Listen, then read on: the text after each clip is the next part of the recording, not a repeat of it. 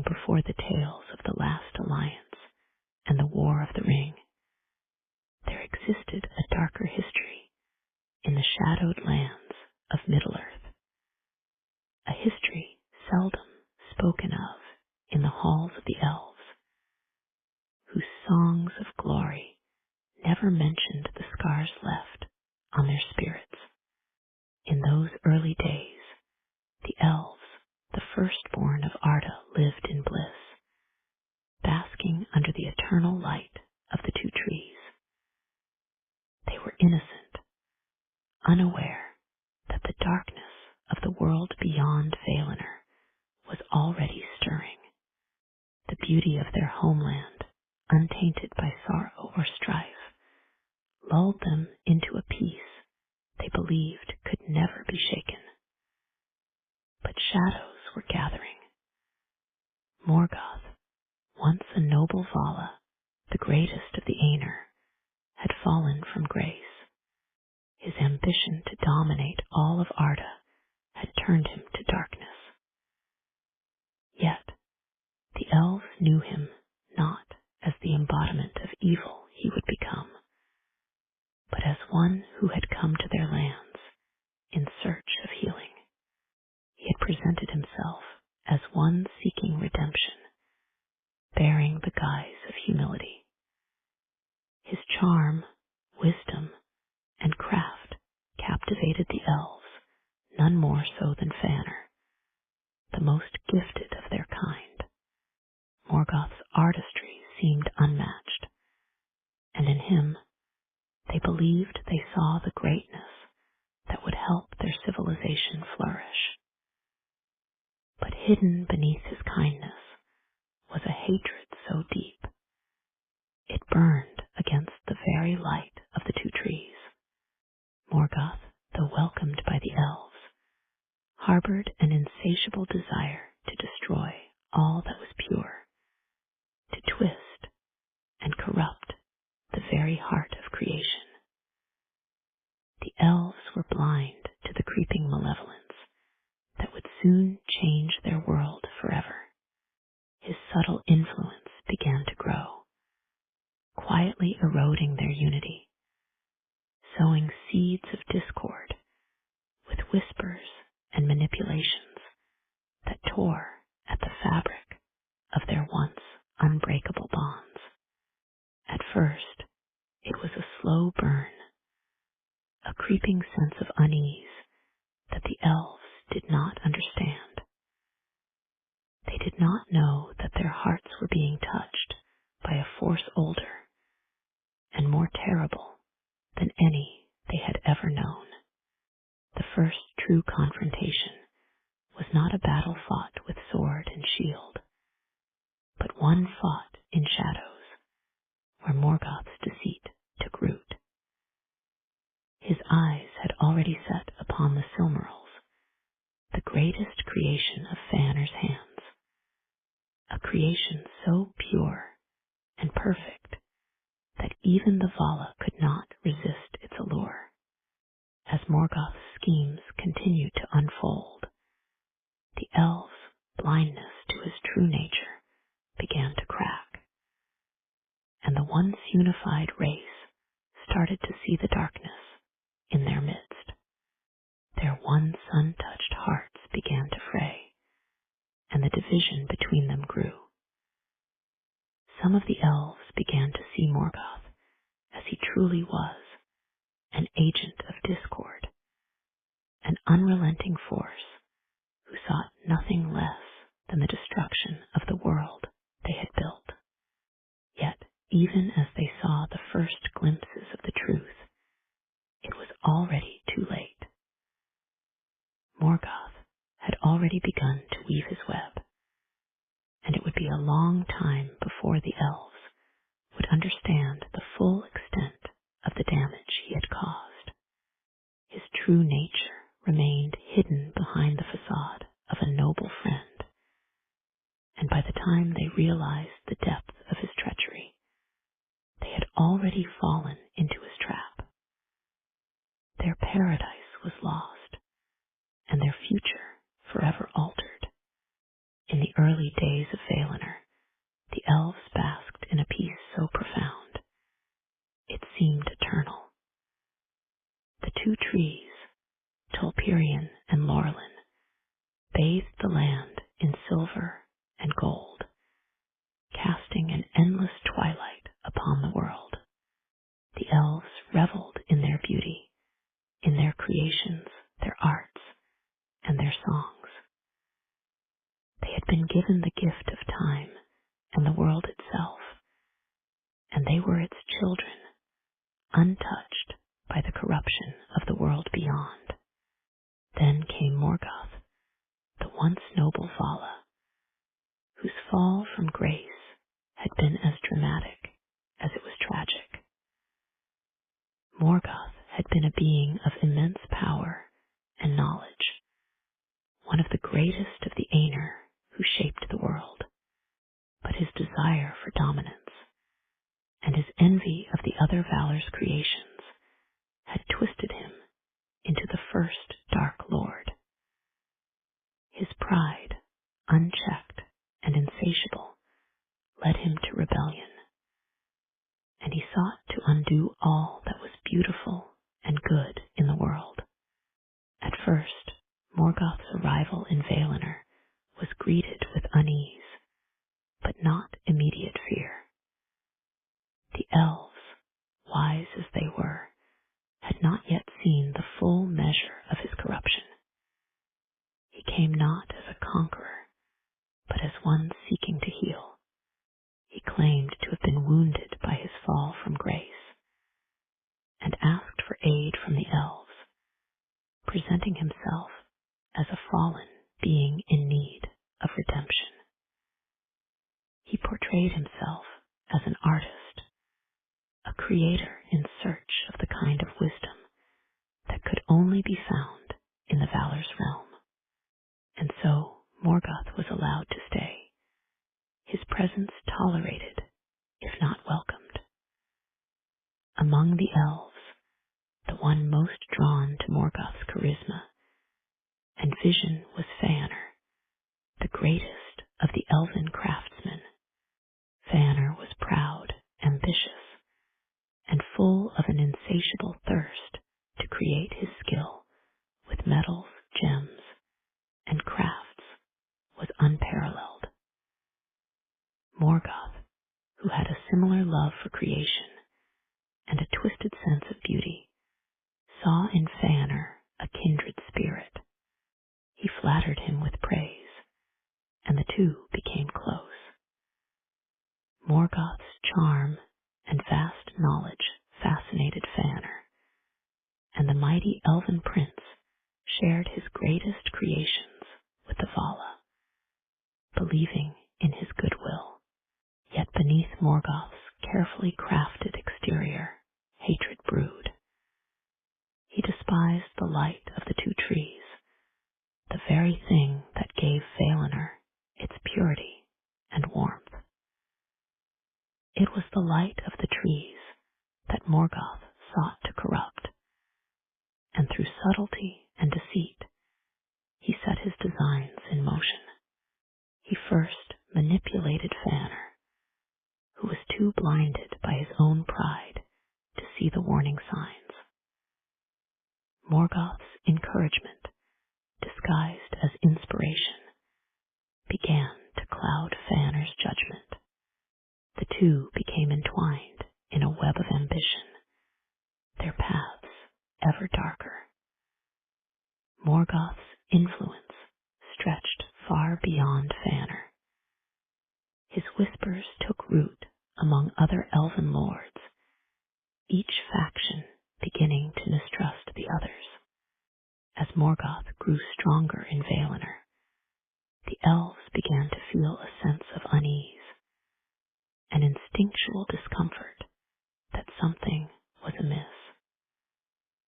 The once perfect harmony of Valinor began to fray at the edges, the first whispers of discontent spreading through the land. But Morgoth's treachery was not one of open warfare. He did not need to strike at the elves with his power directly. He merely needed to turn them against each other, to sow seeds of discord that would do more damage than any battle could. His manipulation of Fëanor, and later the disastrous theft of the Silmarils, would be the catalyst for the elves' downfall. In this growing storm of deception and ambition, the elves stood at the crossroads of their fate, unable to see the great darkness gathering before them.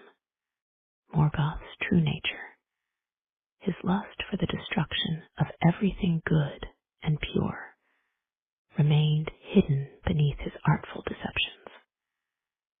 And the elves, once the greatest of the children of Eru, were now on the precipice of their greatest tragedy. Morgoth's influence was already sealed among them, and the first of many tears in their once perfect world had been made. The world of light and harmony that the elves had once known would soon come to an end, torn asunder by the darkness Morgoth had sown in their hearts. Morgoth's presence within Valinor began as a subtle shift, a creeping disquiet that no one could name, but that everyone felt. The elves, once so united in their devotion to the light of the two trees, now found their harmony slowly, imperceptibly unraveling. Morgoth, in his mastery of manipulation, had found his way into the hearts of the elves, using their greatest virtues against them. His actions were not overt. There were no grand displays of force or battle cries. Instead, he used whispers, half-truths, and veiled compliments, weaving a tapestry of discord that stretched into the very core of elven society. At first, the whispers seemed harmless, a passing thought, a small moment of doubt in the hearts of those who had long held the power in Valinor.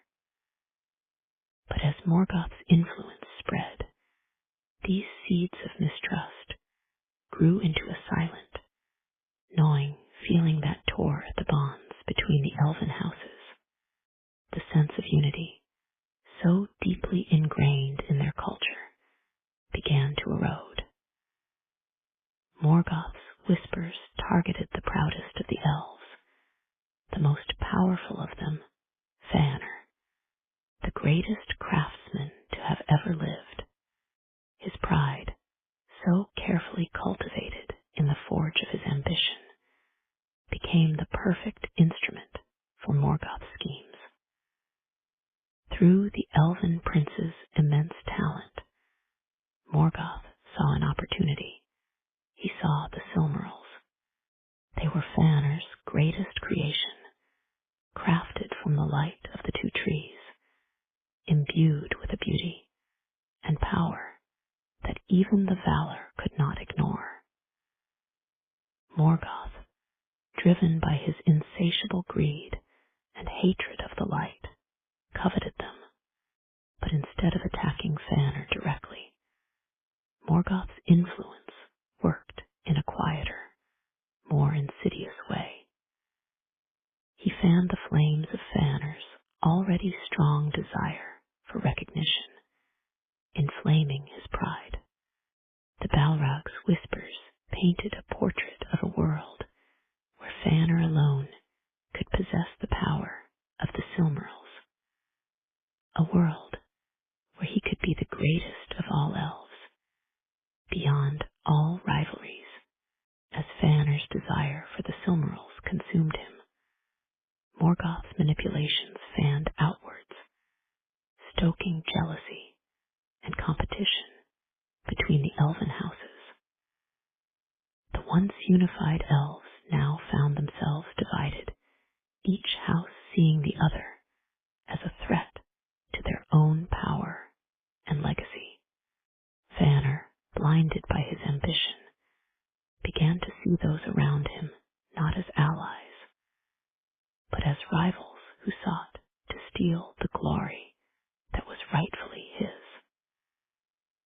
The light that had once united them now seemed to burn only for him, and the once shining promise of elven unity began to crack, revealing the fractures underneath.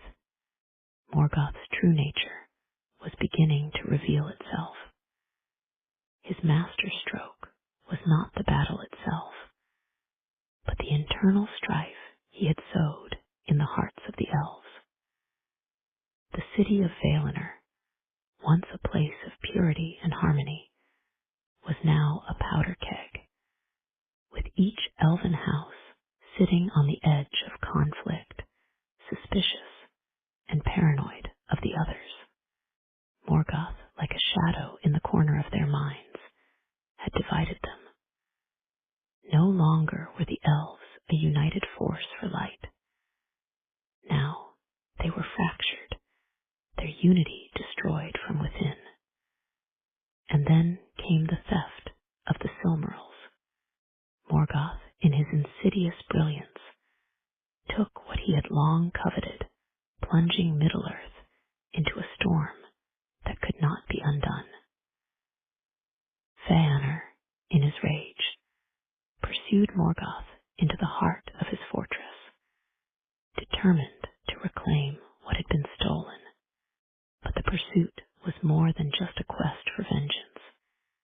It was a symbol of everything Morgoth had torn asunder. Feanor's quest for revenge would come at a high price. The elves, once bound by the light of the two trees, were now plunged into darkness, torn apart by their own desires, fears, and betrayal. The destruction of their unity, once so unbreakable, was complete. The first great war between Morgoth and the elves had begun, but it was not just a war fought with swords and shields. It was a war of the heart, a battle for the soul of elvenkind, one that would have consequences that echoed across the ages. Friend turned against friend, family against family. Elven houses that had once stood united now clashed in bitter combat, each faction vying for the power Morgoth had promised them. The blood of the elves stained the ground, and with it, their innocence was lost forever.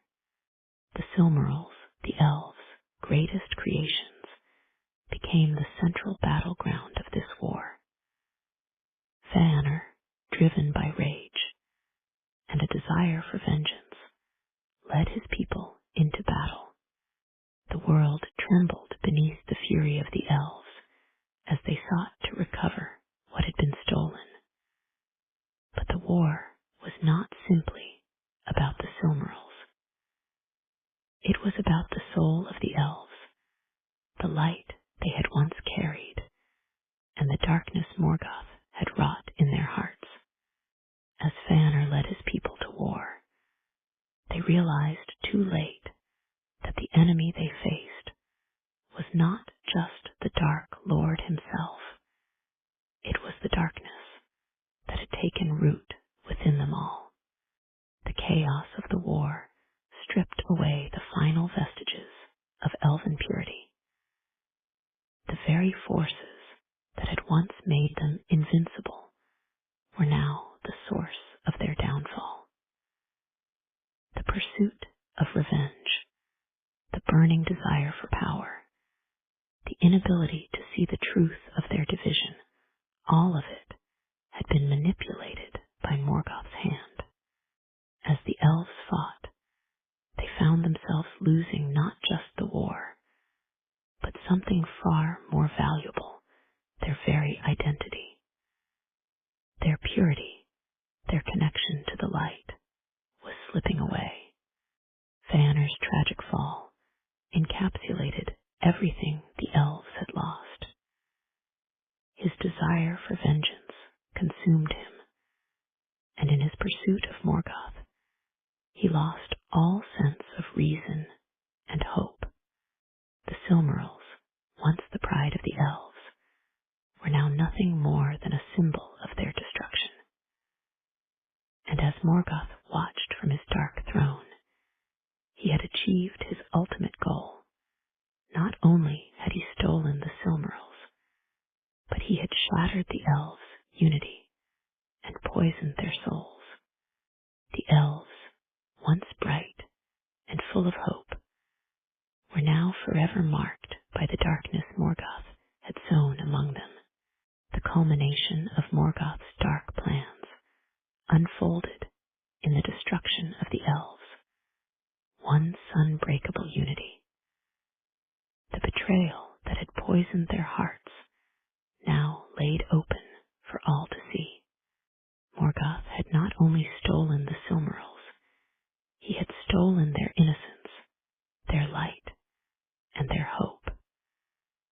The elves, once the greatest of all the children of Eru, now found themselves caught in a web of vengeance, pride, and ruin. Their first great encounter with Morgoth had forever altered the course of their fate, and the echoes of that betrayal would resound through Middle-earth for ages to come. Morgoth had succeeded in his ultimate goal. He had fractured the elves from within, and in doing so, had ensured that they would never again be the force of light and unity they once were.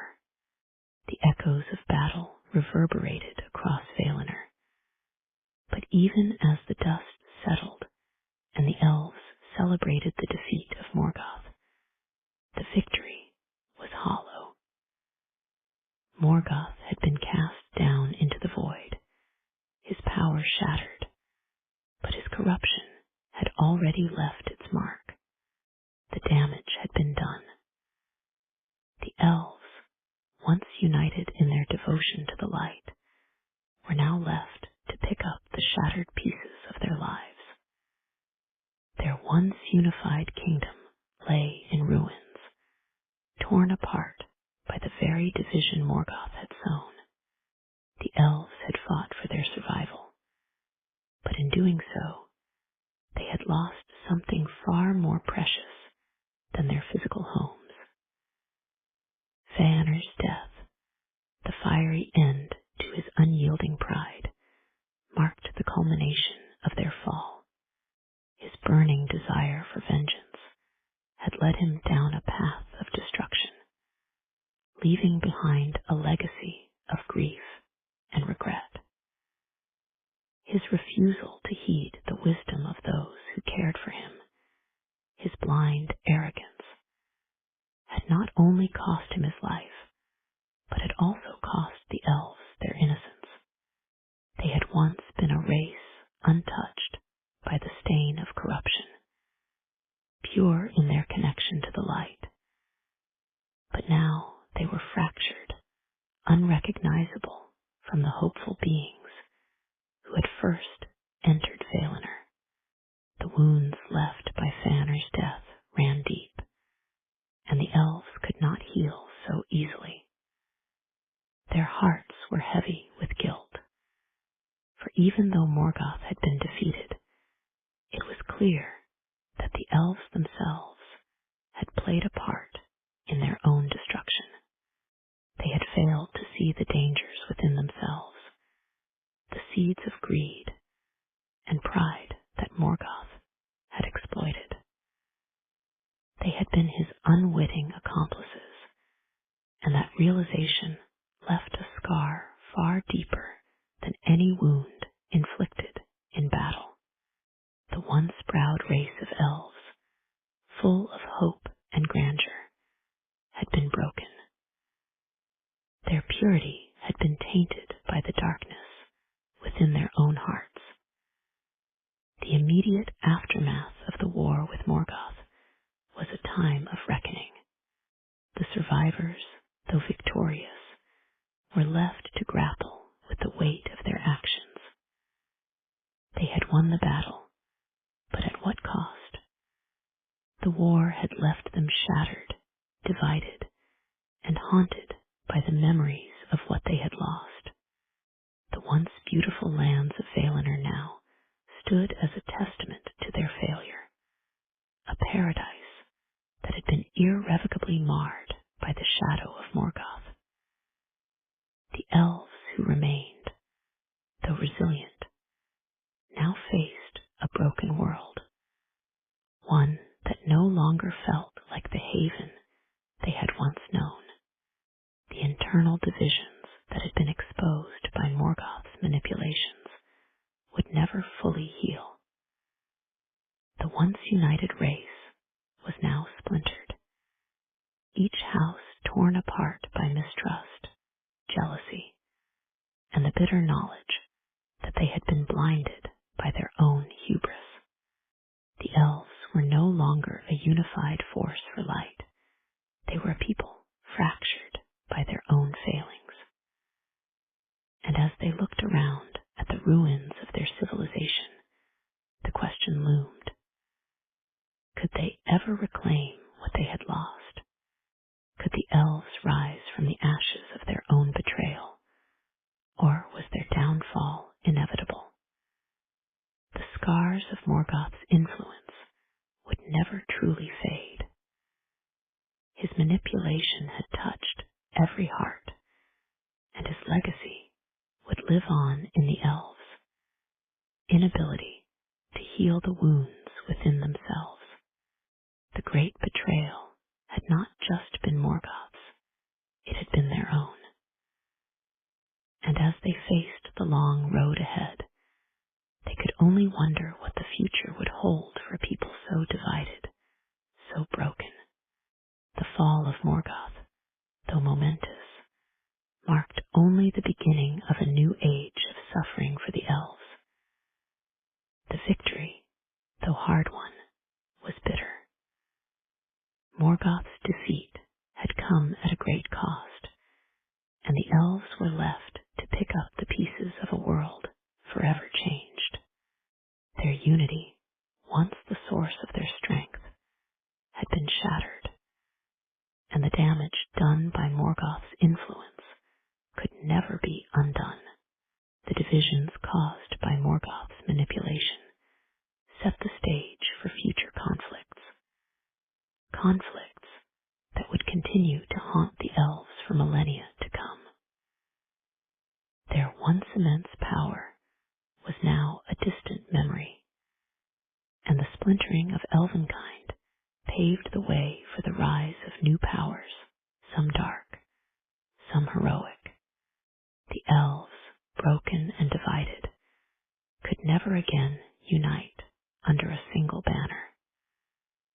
The internal struggles that Morgoth had sown would continue to fester, leaving the elves weakened and vulnerable. As the elves began to fade into the shadows of history, the seeds of their eventual downfall were already planted. Their internal conflicts, exacerbated by Morgoth's subtle manipulations, would continue to shape the events of the Second and Third Ages. The rise of Sauron, Morgoth's former lieutenant, would be the next chapter in the elves' struggle against darkness, and the lessons they had failed to learn would come back to haunt them. Morgoth's legacy was not just the physical scars he left upon the world. It was the psychological toll he took on the elves.